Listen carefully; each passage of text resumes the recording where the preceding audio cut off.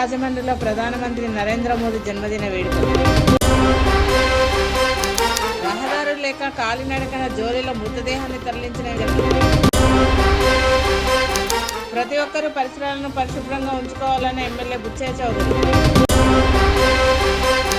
సచివాలయంలో రాజీవ్ గాంధీ విగ్రహం పెట్టి తెలంగాణ తల్లిని అవమానపరిచారు.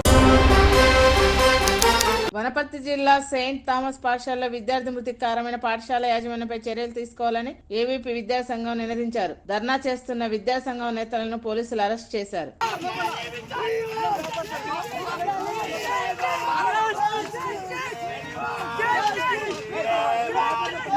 రాజమండ్రిలో బీజేపీ ఆధ్వర్యంలో ప్రధానమంత్రి నరేంద్ర మోదీ జన్మదిన వేడుకలు ఘనంగా జరిగాయి. మోదీ పుట్టినరోజున సందర్భంగా నిత్యావసర సరుకులు, దుప్పట్లు, పండ్లు, బిస్కెట్లు పంపిణీ చేశారు. ఈ కార్యక్రమంలో బీజేపీ నేతలు పాల్గొన్నారు.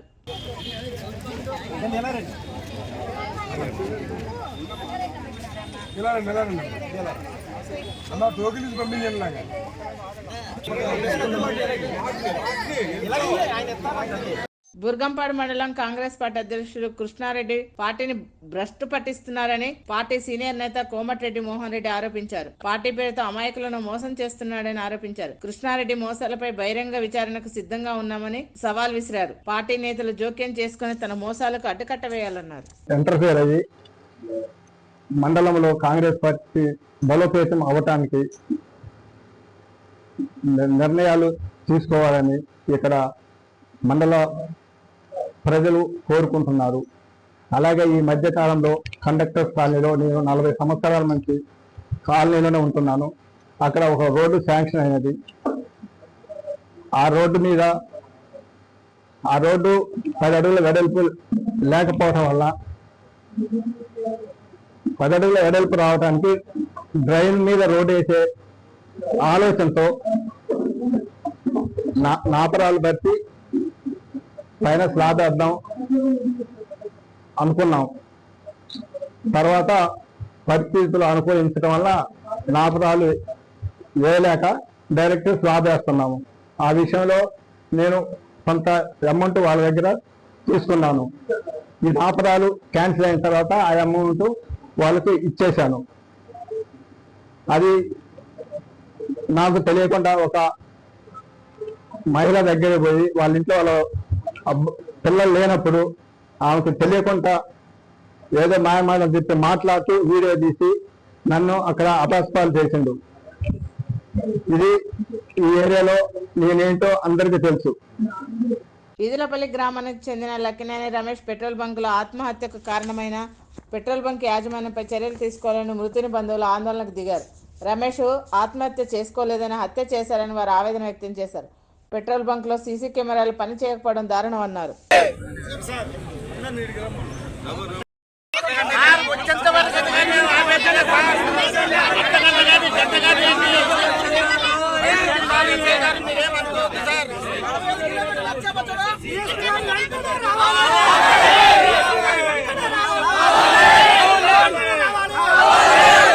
శ్రీకాకుళం జిల్లా ఇచ్చాపురం పట్టణంలో 32 కేజీల గంజాయిని పోలీసులు స్వాధీనం చేసుకున్నారు.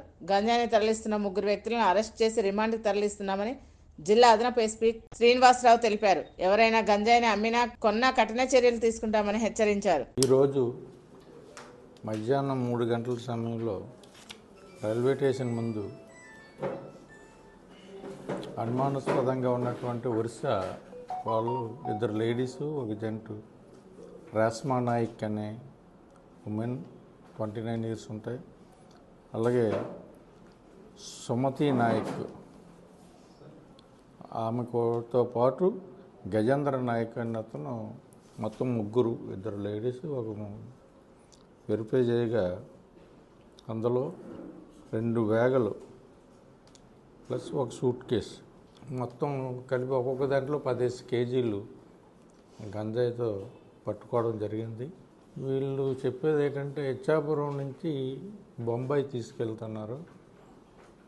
బాంబేలో ఒక వ్యక్తి వచ్చి వీళ్ళు రిసీవ్ చేసుకుంటారు. యాక్చువల్గా ఇలా మోడ్ ఆఫ్ ట్రాన్స్పోర్ట్ ఏంటంటే ఇచ్చాపురం రావడానికి కారణం ఏంటంటే వాళ్ళు చెప్తున్నది ఇచ్చాపురము సోంపేట రైల్వే స్టేషన్లో జీఆర్పీ కానీ ఆర్పిఎఫ్ కానీ పోస్టులు లేవు. అటు బరంపురంలో ఉన్నాయి, అటు కాశీబొగ్గులోను కూడా ఉన్నాయి ఆర్పిఎఫ్ వాళ్ళు. అంచేత ఫోర్స్, యూనిఫారం ఫోర్స్ అక్కడ రైల్వే స్టేషన్లో లేరు కాబట్టి అక్కడి నుంచి వాళ్ళు వెళ్ళిపోవడం, అనుమానం రాకుండా వెళ్ళిపోవడం అనేది వాళ్ళు పెట్టుకున్నటువంటి నిర్ణయం. వీళ్ళందరూ మోహన బ్లాక్ ఏరియా నుంచి ఉన్నారు. అక్కడ కొంత ఒకళ్ళిద్దరు వ్యక్తులు వీళ్ళకి ఇచ్చి పంపిస్తారు. కాంట్రాక్టర్ ఎవరు అనేది వాళ్ళకి తెలీదు. మళ్ళీ అక్కడ వాళ్ళకి తెలుస్తుంది, వాళ్ళు ఫోన్ చేస్తే వాళ్ళు రిసీవ్ చేసుకొని మరలా వీళ్ళు వెనక్కి పంపించేస్తారు. దీనికి సుమారుగా వాళ్ళు ఖర్చులు పోను కేజీకి 1000 వీళ్ళు ట్రాన్స్పోర్ట్ చేసి తీసుకెళ్ళేందుకు 1 కేజీకి 1000 రూపీస్ అన్నీ వీళ్ళకి పెట్టారు. దాని మీద ఆశపడి వీళ్ళందరూ ట్రాన్స్పోర్టర్గా మారిపోతున్నారు. ప్రభుత్వాలు మారినా గిరిజనుల తలరాతలు మారడం లేదు. అనారోగ్యానికి గురై వైద్యం చేయించుకోవడానికి సరైన రహదారు లేక 100 కిలోమీటర్లు నడిచి వెళ్లి వైద్యం చేసుకోవాల్సిన దుస్థితి నెలకొన్నది. ప్రజల అభివృద్ధి లక్ష్యమని చెబుతున్న ఏపీ ప్రభుత్వం ఆచరణలో వైఫల్యం చెందుతుంది.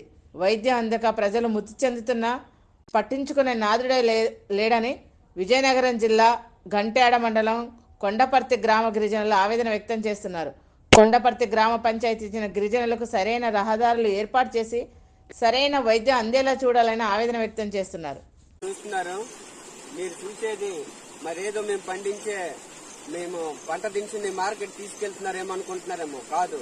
ఎందుకంటే డీకేపర్తి పంచాయతీలో మరి రహదారి లేక, బళ్ళు లాని మార్గం లేక, మరి మేము హాస్పిటల్లో చేరుకోలేక ఇలాగా ఒక్కొక్కరిని ఆ చనిపోయే వ్యక్తుల్ని డోలి మూతలు కట్టి 7 కిలోమీటర్ల దూరం నుండి మేము తీసుకురావడం జరుగుతుంది. ఎందుకంటే నైట్ మేము హాస్పిటల్ తీసుకెళ్లగానే విజయనగరం మరి మహారాజ్ హాస్పిటల్లో ఆయన చనిపోయారు. రాత్రి 1 గంట సమయంలో మేము తీసుకొచ్చి 7 కిలోమీటర్లు మోసుకొని తీసుకురావడానికి మాకు ఈ టైం పట్టింది. అయ్యా, ప్రభుత్వాలు ఉన్నాయి, మరి మీరు వెంటనే స్పందించండి. ఎందుకంటే మరి ఈ మారుమూల గ్రామానికి ఒక ఎస్టీ గిరిజన గ్రామము, మరి మేము బతుకున్నది ఈ లోకల్లోనే బతుకుతున్నాం. అయ్యా, మీరు వెంటనే మా గ్రామాన్ని పరిశీలించండి. మా గ్రామానికి రోడ్డు మార్గం లేదు, ఒక బ్రిడ్జి మార్గం లేవు. మరి అటువంటి గ్రామాలని మీరు వెంటనే స్పందించి మా గ్రామానికి రోడ్డు ఏర్పాటు చేస్తే మా కష్టాల్ని కొంతవరకు మేము హాస్పిటల్కి వెళ్ళడానికి కూడా మంచి మార్గాలు సదుపాయాలు కల్పిస్తారని మరి ఈ మధ్యనే మరి ఎంపీ గారు వచ్చారు. మరి కలిసి టెప్పలనాయుడు గారు మా గ్రామానికి వచ్చి మొన్న లాస్ట్ మంత్ 23వ తేదీన వచ్చి మా కష్టాలన్నీ కూడా తెలుసుకున్నారు. అయ్యా, మరి మీరు వెంటనే స్పందించి మా కష్టాలన్నీ కూడా ప్రభుత్వం దృష్టికి తీసుకెళ్లండి. పరిసరాలను పరిశుభ్రంగా ఉంచుకోవడం ప్రతి ఒక్కరు బాధ్యతగా వ్యవహరించాలని ఎమ్మెల్యే గోరెంట్ల బుచ్చయ్య చౌదరి అన్నారు. ధవళేశ్వరం కాటన్ సర్కిల్ వద్ద స్వచ్ఛహిత సేవా కార్యక్రమంలో ఆయన పాల్గొన్నారు. పరిసరాలను పరిశుభ్రంగా ఉంచుకోవడం ద్వారా సీజనల్ వ్యాధుల నుండి బయటపడతామని అన్నారు. అధికారులు అందరూ కలిసి ప్రయాణం చేయాలి. వాళ్ళకి ఉన్నాం మా కళాశాల అమ్మాయిలు, పాఠశాల అమ్మాయిలు, అబ్బాయిలు, అలాగే అనేక సంస్థల ఉద్యోగులంతా ఇక్కడ ఉన్నాం. మనందరి బాధ్యత. మంది ఈ దేశం మంది, ఈ రాష్ట్రం మంది, ఈ ప్రాంతం మంది. మనం అభివృద్ధి చెందితే మనందరం అభివృద్ధి చెందగలం. అందుకనే ఈ రోజున బ్రహ్మసాగర్ ఎడమ కాలువ గేట్లను ఇరిగేషన్ అధికారులతో కలిసి 400 క్యూసెక్కుల నీటిని ఆయకట్టుకు ఎంపీ సుధాకర్ యాదవ్ వదిలారు. రాష్ట్రంలో అన్ని ప్రాజెక్టులు నీటితో నింపడం జరిగిందన్నారు. రైతులు ఆనందంగా ఉంటే రాష్ట్రం పచ్చగా ఉంటుందన్నారు. అనంతరం వీరబ్రహ్మేంద్ర స్వామి వారిని ఆయన దర్శించుకున్నారు.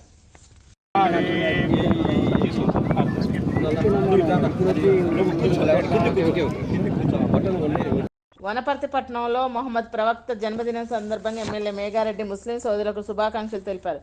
మసీదులో ప్రత్యేక ప్రార్థనలో పాల్గొన్నారు. ముస్లిం సోదరుల సమస్యలను త్వరలోనే పరిష్కరిస్తామని చెప్పారు.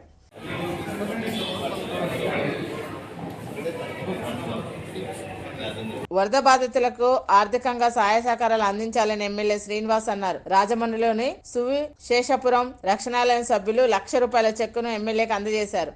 ప్రతి ఒక్కరూ వరద బాధితులకు సాయం అందించడానికి ముందుకు రావాలన్నారు. సచివాలయంలో రాజీవ్ గాంధీ విగ్రహం పెట్టి తెలంగాణ తల్లిని అవమానపరిచారంటూ మాజీ మంత్రి నిరంజన్ రెడ్డి వనపర్తిలో బైక్ ర్యాలీ నిర్వహించారు. తెలంగాణ తల్లికి పాలాభిషేకం చేశారు. నెహ్రూ కుట్రతో ఆంధ్ర తెలంగాణ ప్రాంతాలను కలిపి ఉంచారని విమర్శించారు. ఏళ్ల తరబడి వివక్ష గురై, అన్యాయానికి గురై 1967, 68 నుంచి పోరాటం మొదలై 69లో విజృంభించి 71, 72 దాకా సాగినటువంటి ఆనాటి తెలంగాణ ఉద్యమం 369 మంది బిడ్డల బలిదానాలకు కారణమైంది ఆనాటి కాంగ్రెస్ ప్రభుత్వం. ఆనాడు ప్రధానమంత్రిగా ఉన్న ఇందిరాగాంధీ 369 మంది తెలంగాణ బిడ్డల్ని పొట్టన పెట్టుకున్నారు. రాష్ట్రం కావాలి, మాది మాకు కావాలని కొట్లాడినందుకు. ఆ తర్వాత మళ్ళీ 30 ఏళ్ళు తెలంగాణను యథేచ్ఛగా ఏలినాయి పార్టీలు, కానీ ఇక్కడి వనరులను ఈ ప్రాంత ప్రజలకు దక్కనీయలే, ఇక్కడి యువతకు ఉపాధిని ఇయ్యలే, ఇక్కడి ఉద్యోగాలు ఇక్కడ దక్కలే, ఇక్కడ సాగునీటి ప్రాజెక్టులు కట్టలే, ఇక్కడ ప్రజలు వలసపోయినరు. అన్ని రకాలుగా తెలంగాణను వెనకేసిన దాని ఫలితమే 2001లో మరోసారి, అంతకంటే 4-5 ఏళ్ల ముందు 95, 96 నుంచి తెలంగాణ జనశక్తి, తెలంగాణ మరో అనేక సంస్థల రూపంలో అనేక ఉద్యమాలు సాగినా కూడా ఒక రాజకీయ ఉద్యమంగా ప్రజలను అందరినీ కదిలించి స్వరాష్ట్రం సాధించడానికి పూనుకొని నిశ్చయించుకొని ప్రజల్ని కదిలించినటువంటిది బలిదశ తెలంగాణ ఉద్యమం. కేసీఆర్ నాయకత్వాన మొదలైనటువంటి నాటి టీఆర్ఎస్ పార్టీ ఆధ్వర్యంలోనే, ఆ ఉద్యమ సంస్థ ఆధ్వర్యంలోనే తెలంగాణ ప్రభంజనమైంది. అంతిమంగా కేంద్రాన్ని ఒప్పించి 36 జాతీయ పార్టీలను, పార్లమెంట్లో ఉండేటువంటి 36 పార్టీలను ఒప్పించి, 2 ఎంపీలున్న పార్లమెంటును ఒప్పించి తెలంగాణ సాధించిన ఘనత కేసీఆర్ నాయకత్వాన్ని.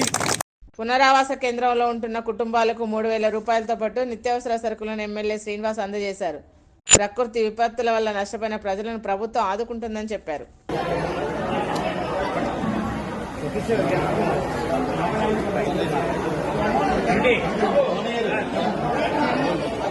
ప్రధాని మోదీ భారతదేశాన్ని 3వ ఆర్థిక శక్తిగా మలచడానికి కృషి చేస్తున్నారని ఎంపీ పురంధేశ్వరి అన్నారు.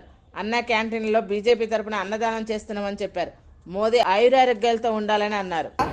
అన్న క్యాంటీన్ మాధ్యమంగా ఇవాళ ఇక్కడ జరిగేటువంటి అన్న సంతర్పణ ఏదైతే ఉంటుందో దాన్ని సంపూర్ణంగా భారతీయ జనతా పార్టీ తరఫున భరాయించాలి అని చెప్పి నిర్ణయించడం జరిగింది. అన్ని దానాల్లో కన్నా అన్నదానం చాలా ప్రధానం అని చెప్పి అందరూ అంటారు.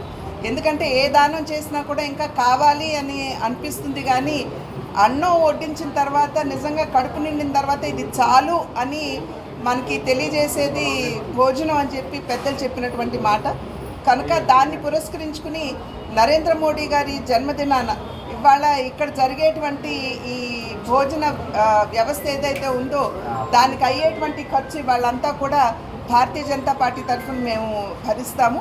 అయితే చాలా మంచి కార్యక్రమం ఇది, కానీ చాలా శోచనీయం.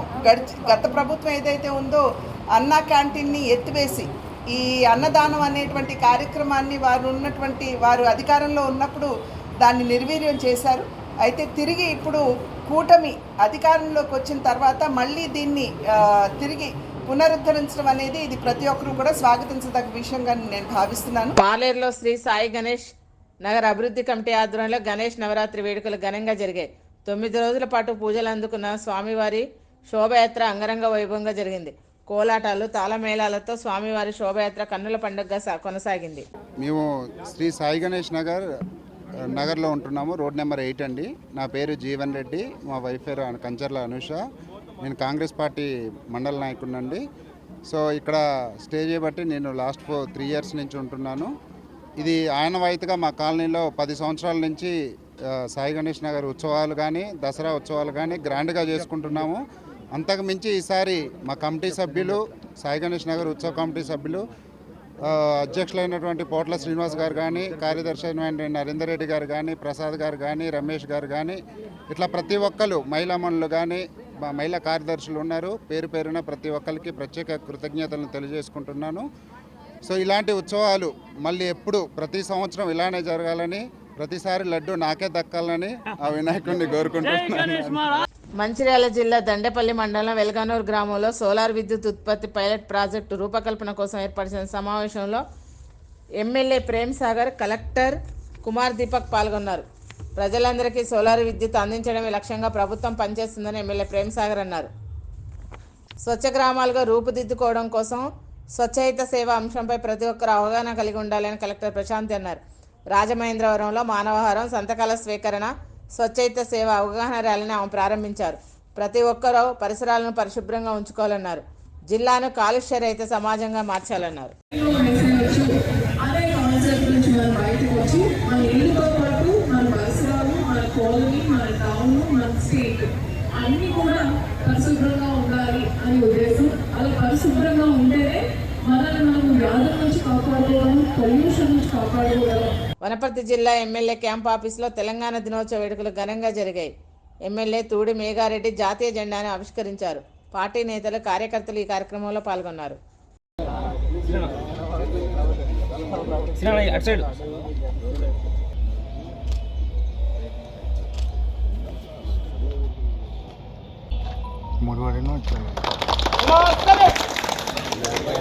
ఖమ్మం నగరం గాంధీ చౌక్ వద్ద స్తంభాద్రి ఉత్సవ సమితి ఏర్పాటు చేసిన సామూహిక నిమజ్జన వేడుకల కార్యక్రమంలో మంత్రి తుమ్మల నాగేశ్వరరావు పాల్గొన్నారు.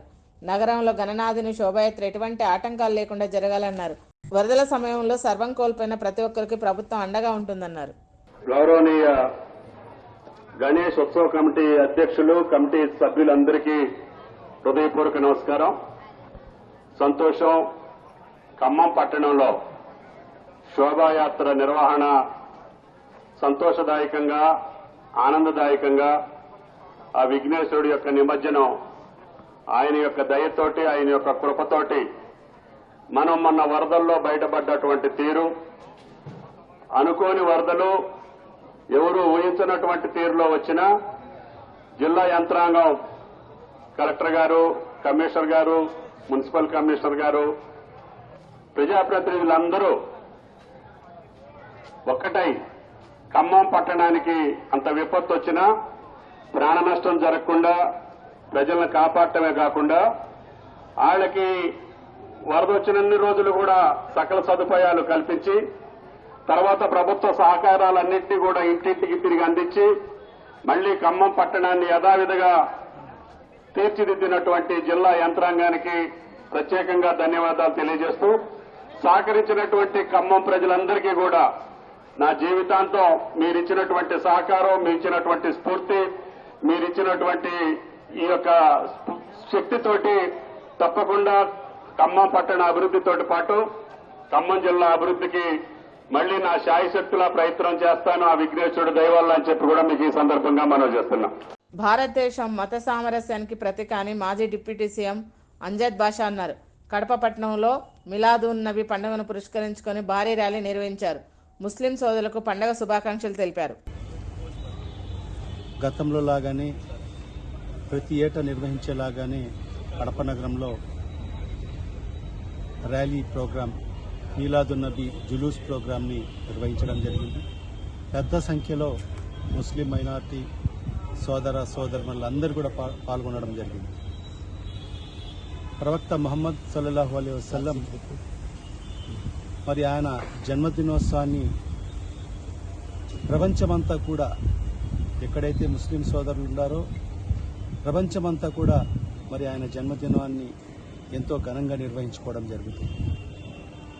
ప్రవక్త గారు మరి ఆయన అల్లా యొక్క దూతగా మరి ఈ భూమిపైకి వచ్చి మనందరినీ కూడా సత్మార్గంలో నడిపేదానికోసం మరి ఆయన అడుగుజాడల్లోనే మనం నడవాల్సిన అవసరం కూడా ఎంతైనా ఉంది. వరద బాధితులకు వరద సాయం అందడం లేదని ఆవేదన వ్యక్తం చేస్తున్నారు. వరద సాయం విషయంలో ప్రభుత్వం తమకు అన్యాయం చేసిందంటూ బాధితులు కార్పొరేషన్కు చేరుకొని దరఖాస్తు చేసుకుంటున్నారు. వరద సమయంలో అక్రమాలు జరిగాయని బాధితులు ఆరోపిస్తున్నారు. కొంతమందికి రాయలేదు, అందుకని మళ్ళీ ఇక్కడ అప్లికేషన్ పెట్టడానికి వచ్చాము. మేము మా దాకా ఏది కూడా రాలేదు. మన రాయలేదు ఏంటంటే మళ్ళీ ఇక్కడికి వచ్చి అప్లికేషన్ పెట్టుకోండి మీరు రాయని వాళ్ళకని అని అంటే అక్కడి నుంచి ఇక్కడికి వచ్చి ఇప్పుడు అప్లికేషన్ పెట్టుకుంటున్నాం సార్. 16,500 పడ్డాయి. 16,500 పడ్డల్లో కూడా మళ్ళీ 5,000 సరుకులు ఇచ్చారు. ఖమ్మం దానవాయిగూడెం బీఆర్ఎస్ పార్టీకి చెందిన వినయ్ ఇంటిపై కాంగ్రెస్ పార్టీకి చెందిన కృష్ణగౌడ్ అనుచరులు దాడి చేశారు. బీఆర్ఎస్ పార్టీలో యాక్టివ్గా ఉంటున్నాడని కక్షతో తమ ఇంటిపై దాడి చేశారని వినయ్ ఆవేదన వ్యక్తం చేశారు. తన కుమారుడిపై తప్పుడు కేసులు పెట్టారని వినయ్ తల్లి శ్రీలత అన్నారు. తమ ఇంటిపై దాడి చేసిన వారిపై కఠిన చర్యలు తీసుకోవాలని డిమాండ్ చేశారు.